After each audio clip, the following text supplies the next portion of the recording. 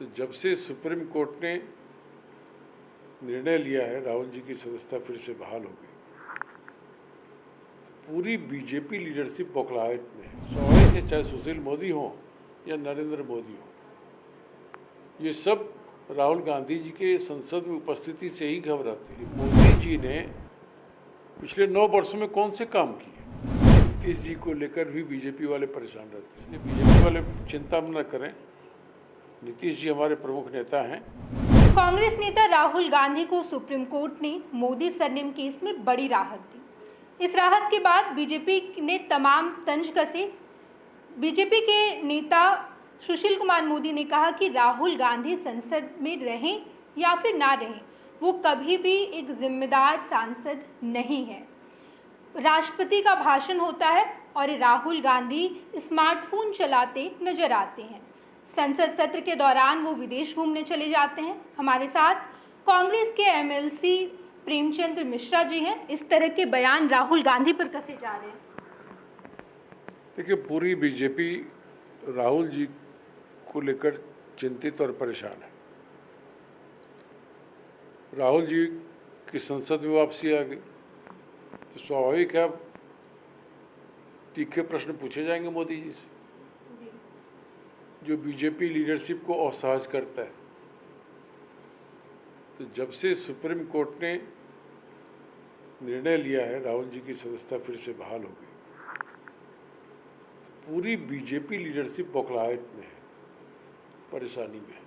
अब उससे लग रहा है कि फिर अप्रिय प्रश्न रोज आएंगे, जनता से जुड़े प्रश्न फिर उठाए जाएंगे राहुल जी के द्वारा, क्योंकि ये तो सच्चाई है। पिछले 5-7 साल में आप देखेंगे तो विपक्ष के नेता के तौर पे सिर्फ राहुल गांधी ही हैं जो दिखे हैं लोगों को, चाहे किसानों की समस्या हो, रोजगार की समस्या हो, महंगाई की बात हो, नोटबंदी हो, कोरोना का मामला हो, चीनी घुसपैठ का मामला हो, जो भी इशूज हैं जिसे जनता का ध्यान भटकाने की कोशिश करते हैं सत्ता पक्ष वाले, राहुल गांधी ने मजबूती से उन चीज़ों को उठाया है और सरकार को असहज किया है।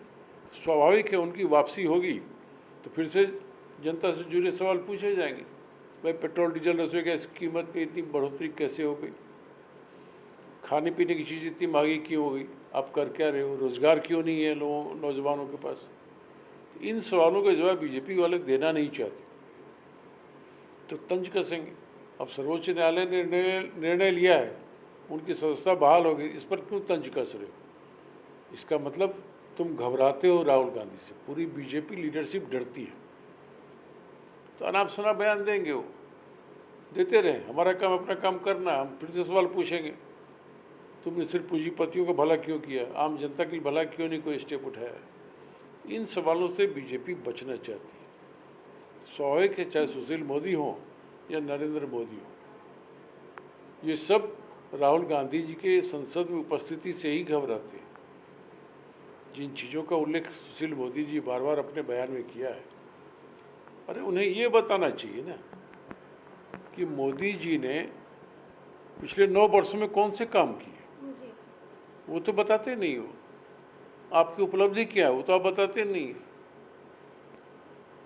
तो आप राहुल गांधी जी के बारे में परेशान करने के लिए लगे हुए थे, तो शुक्र मनाइए कि सर्वोच्च न्यायालय इस देश में है जिसने समय रहते बढ़िया फैसला लिया और निचली अदालत के फैसले को पलट दिया, रोक लगा दिया। राहुल गांधी जी की सदस्यता बहाल हो गई।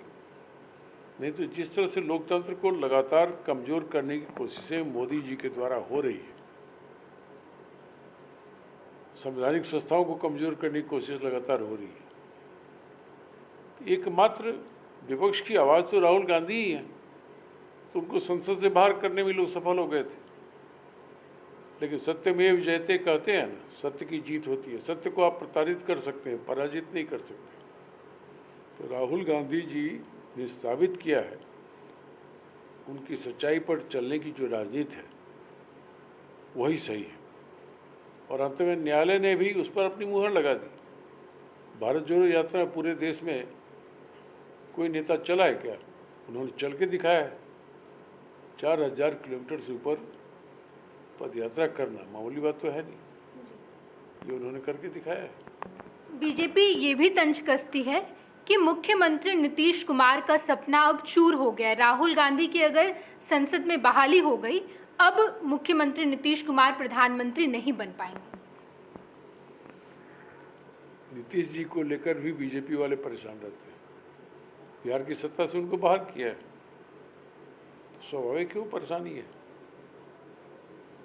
बीजेपी के नेताओं के प्रति हमारी सहानुभूति है और एक सलाह भी है कि आप फ्रस्ट्रेशन के दौर से बाहर निकलिए और जनता के सवालों को फेस करिए। बताइए क्यों पेट्रोल डीजल 100 रुपये लीटर हो गया, क्यों रसोई गैस 1200 रुपये का सिलेंडर हो गया, ये बताना पड़ेगा। क्योंकि आप बता नहीं पा रहे हैं तो आप अनाप बयान दे रहे हैं कि नीतीश जी ने ये कर दिया, नीतीश जी को ये होगा तो राहुल जी का ये होगा। इन चीज़ों से बीजेपी की ही हताशा झलकती है। अब बीजेपी नहीं आने वाली है, बीजेपी का खेल खत्म। बीजेपी तो गए हो, अब कांग्रेस आ रही है, कांग्रेस के मित्र दल आ रहे हैं। अब मुंबई में देखिए फिर हमारी बैठक होने वाली है।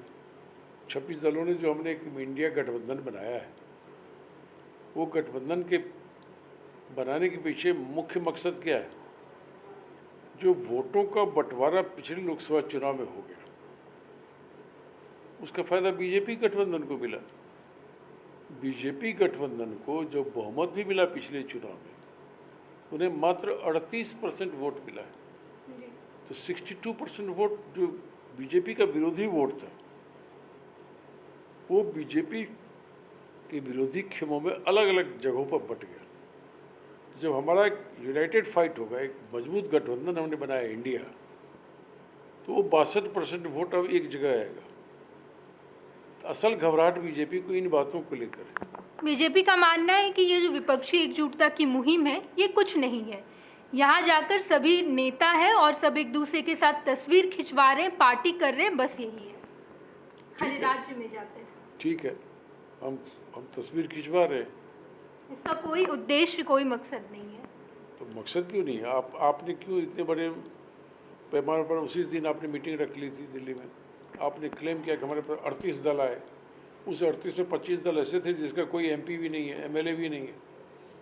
तो आप क्यों घबराहट को छिपाना चाहते हैं?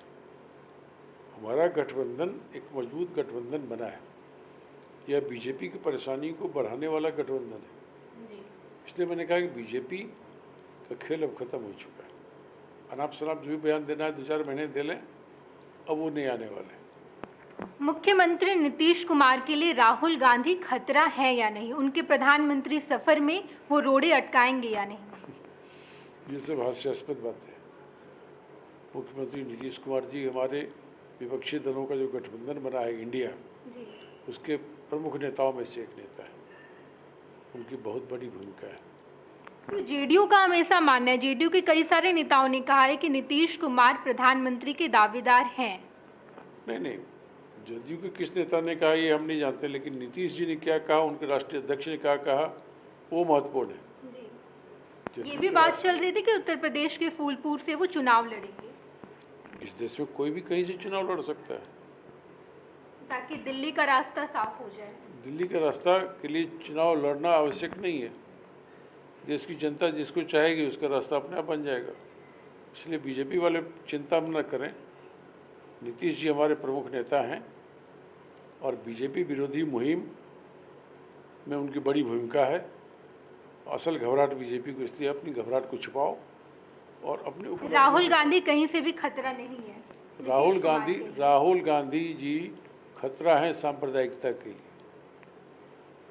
राहुल गांधी खतरा है उन लोगों के लिए जिन्होंने जनता के साथ धोखाधड़ी किया पिछले 8 सालों सत्ता में रहने के बावजूद। नीतीश जी और राहुल गांधी जी के बीच में जो अंडरस्टैंडिंग है, उसकी कल्पना बीजेपी वाले नहीं कर सकते। आप अंडरस्टैंडिंग की बात कर रहे हैं। बीजेपी ये कह रही है कि जब राहुल गांधी को राहत मिली, नीतीश कुमार ने एक ट्वीट भी नहीं किया, उन्हें बधाई भी नहीं दी। जबकि महागठबंधन की जो दूसरी धड़ा है आरजेडी, उसके तमाम नेता बड़े खुश थे। लालू यादव से मुलाकात भी की राहुल गांधी। बीजेपी वालों को खाली अपने बयान, अपने फोटो देखने के अलावा अन्य नेताओं के बयान पढ़ने चाहिए, ट्वीट देखने चाहिए। नीतीश जी ने सबसे पहले आगे बढ़कर स्वागत किया। उनकी पार्टी ने स्वागत किया। जी। इसलिए नीतीश मैं कुमार इसलिए की क्या- तरफ जी मुझे पूरी सहानुभूति है बीजेपी वालों के प्रति, लेकिन हम समझते हैं कि बहुत ही फ्रस्ट्रेशन में वो लोग गुजर रहे हैं। हताशा के दौर पे जब गुजरता है लोग तो उसका मेंटल बैलेंस गड़बड़ा जाता है। तो भाजपा नेताओं का मेंटल बैलेंस बहुत गड़बड़ा गया इन दिनों। उन्हें अपना ध्यान रखना चाहिए, अपने स्वास्थ्य का ध्यान रखें बीजेपी वाले। अरे चुनाव में हार जीत होता रहता है। अब पहले से संभावित हार को लेकर इतने भयभीत बीजेपी हो गई है, तो हम लोग क्या कर सकते हैं? हम लोग सहानुभूति ही दिखा सकते हैं। राहुल गांधी मुख्यमंत्री नीतीश कुमार के प्रधानमंत्री के सफर में कहीं भी रोड़े नहीं अटका रहे। हमारे साथ कांग्रेस के एमएलसी प्रेमचंद्र मिश्रा थे, जिन्होंने ये साफ कहा। फर्स्ट बिहार झारखंड, पटना।